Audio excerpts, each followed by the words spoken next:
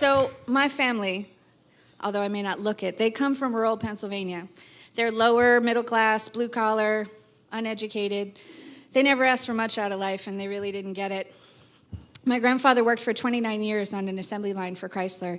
He never took a single day off. He also was a farmer. All he cared about was our family. Loving us was the only thing that mattered. My mom raised me with no help from anyone, including my missing father. And we lived 100 miles south in D.C. She worked as a legal secretary on Capitol Hill. She absolutely hated what she did. And she would come home exhausted and depressed, and she would cry a lot. And on bad days, she would say, I should have given you up for adoption. I should have had an abortion. If it weren't for you, maybe I could have been happy. Maybe I could have had a husband. So at 6 years old, I knew that I had ruined my mother's life. And it was then that I knew I needed to be rich when I grew up. I was going to make a ton of money, and I was going to make her tears go away. I was going to buy her a big house. I was going to apologize for being born. Now, when I was 11 years old, my mom fell in love with a man named Donald, and we moved to Los Angeles, and I was one step closer to my dreams of becoming rich and famous, and driving a DeLorean, and looking like Heather Locklear from Dynasty. Don't judge. It was 1981, and those were fabulous fantasies at the time. But my mom's boyfriend was a creep, and within a year, he took my innocence.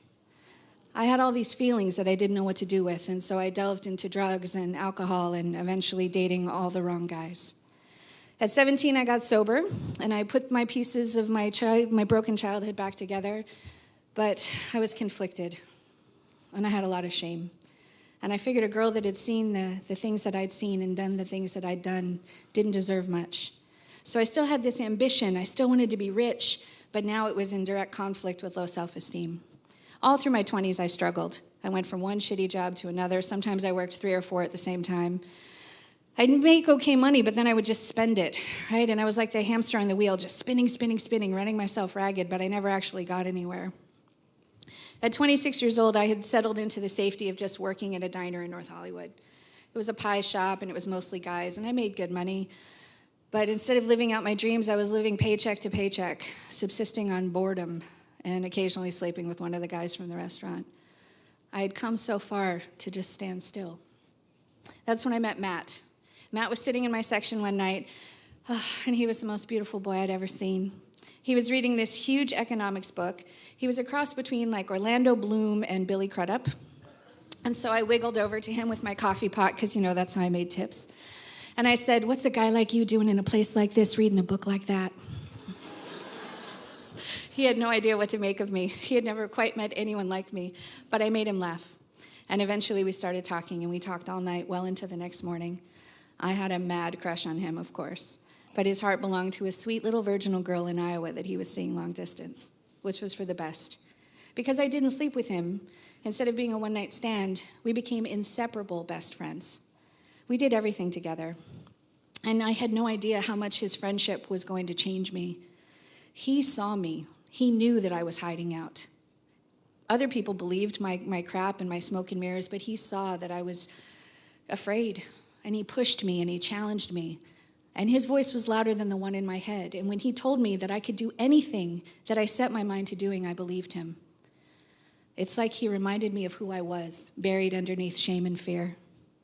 He had his own stuff, too. He had come from a broken family. His mom had cheated on his dad. And he told me all he wanted to do was get married and have kids and take care of his family. I told him all I wanted to do was be a millionaire and be untouchable. We agreed to disagree on these key issues. One weekend, his girlfriend came out from Iowa, and she was pretty and perfect and pure and a total bitch. She was super uptight. And so when she went home, he was like, so what do you think of her? You know, what do you think? And I was like, well, she's okay, but I just don't see you with her. I'm not saying I see you with me, but I see you with someone like me, someone more chill. Without missing a beat, he said, I could never be with someone like you because of your history.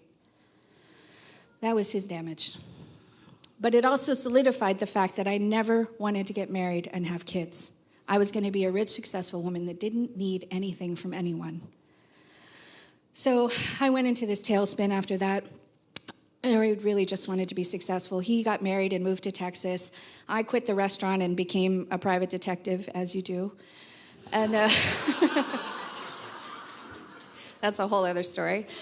But I was like, I went in 6 months, I went from making $10 an hour to $50 an hour, and this was like 1998, so this was good money at the time.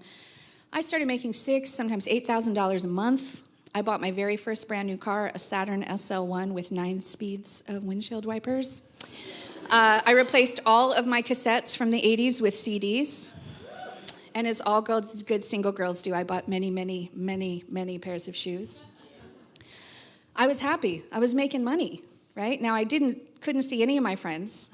I couldn't date because I was following creepy people around doing surveillance, sitting alone in my car for 12 to 18 hours a day, peeing in bottles. But I was making tons of money and buying stuff, and isn't that what's important, guys? So after a few years of that, I was 31 years old. It was June 2001, and I decided to open my own agency and stop making all these other people money. 3 months later, 9/11 happened. My industry just exploded, and I just rode the wave through my first year. I worked all the time. I was exhausted, but I was officially an entrepreneur. I could be proud of myself for the first time. In my second year, Matt and his perfect wife separated. No judgment. And he moved back out to LA, and he asked if he could live with me. I was like, sure. So he was working remotely in Texas. I was working 12 hours a day, 7 days a week. And he'd want to hang out like we did in the old times. He'd want to go try skydiving. He'd want to go do stuff. He was always doing stuff. He had booked a trip to Nepal. He was going to go climb Base Camp 1. Like, he lived. And I would always say the same thing. I'm sorry, I can't. I'm really busy. I've got to work. Because the money was rolling in. And suddenly, the girl from the wrong side of the tracks was making good. Being successful filled me with a sense of pride I never had before. I had created something out of nothing with just an idea. Like all my friends having all those babies, except I didn't get any stretch marks. Yeah, so one night I came home and Matt was on the couch and I went over to hug him and one thing led to another and we ended up naked, as you do. And I had loved this boy without even acknowledging it to myself for 7 years. And now suddenly we're doing the deal and it was weird and it was wonderful. And he fell asleep after. And while he was sleeping, I figured it all out in my head how this was going to work out. See, no matter how successful I became, I was always going to be the woman with the sordid history, the one who was a little too messy, who was a little too loud, with just a few too many rough edges. Al was never going to be able to love me, not like that. And I was never going to be able to give him the family that he wanted. By the time he woke up in the morning, I was cold and distant. He didn't understand, and I didn't explain it to him. I started making excuses why I couldn't hang out, and I started sleeping a lot on the couch and just working extra hours. Occasionally we'd fuck, but it was because we didn't know what else to do with each other.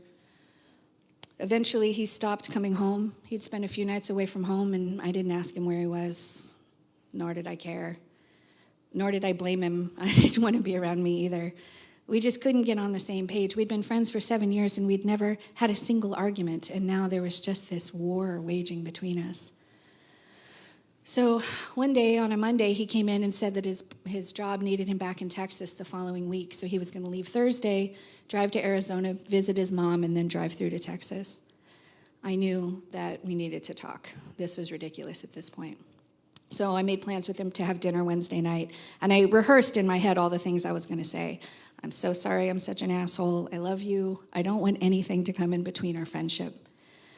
But we never got to have dinner because Wednesday at noon, his mom called, and she said, hey, I've got an extra day off work. Can you come early? And of course, he said he was leaving right then.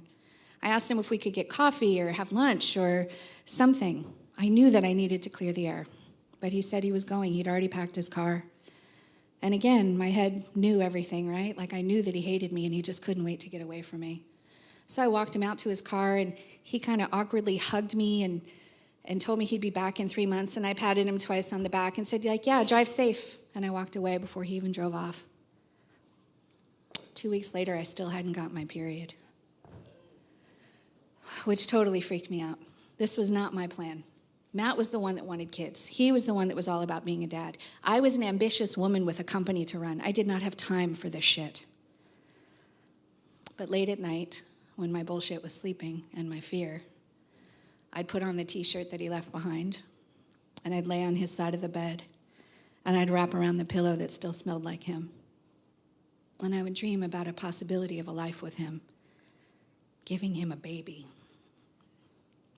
I'd clench my fingers tight and I'd close my eyes and I would pray like a child. Please, whatever's out there, if you're at all listening and I'm at all worth it, please let me have this one thing. But the vulnerability of hope can kill a person if you're not careful. 2 weeks later, the blood came, and it washed away all my chance at redemption and happiness. A couple of months later, a mutual friend of ours talked to him and said, "Why aren't you guys talking? Why are you both so stubborn?" And he said, "She hates me. She couldn't wait for me to leave." I couldn't believe it. How could he think that? How could he not know how important he was to me? How could he not know that he was the most important in my life, that he was the love of my life, whether or not we ever ended up romantically together? I knew I had to call him every day for 2 weeks. But I was very important, very busy, with lots of important things to do. And if I'm honest, I was too chicken shit to make that call. So one day on a Tuesday, I came into my office and my phone was ringing and I answered it. And the voice on the other end told me that Al had died. Matt. He had died in a flood. And the pain of that moment, my heart just shattered into a million pieces. But I didn't die. I just curled into a ball on the floor, and I was forced to breathe and feel and bear witness to my mistakes. I'd had it. I'd had the love of a good man, and I wasted every moment that I could have had with him working and focusing on money and being afraid to love. And he died never knowing the truth. He died thinking I hated him. And just like that, it was the end of everything. I went to his funeral, and while I was there, we lost our biggest account. We went from making $50,000 a month to $2,000 a month. I don't know how I kept the company open. I grieved beyond my comprehension for a year. I would cry myself to sleep at night. He would come to me in my dreams, and I would dream of him, and then I would wake up in the morning, and I would lose him all over again. No money, no Matt. What else was there left to live for? And then the 1-year mark came, and I knew that I had to stop suffering. I knew that I couldn't live like this, that he would not want me to live like this. He wanted me to live, especially now, those moments that he couldn't anymore. And it would be a slap in his face to waste my life. So I took off all the constraints that I'd ever put on myself, on what I was worth, on what I thought I deserved in this world.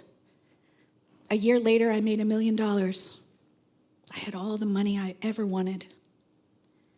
I had more success than I knew what to do with, and none of it mattered.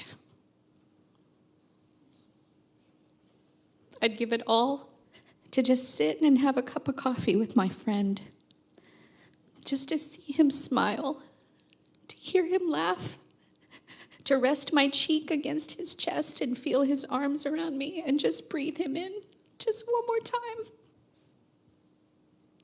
Loving Matt was incredible.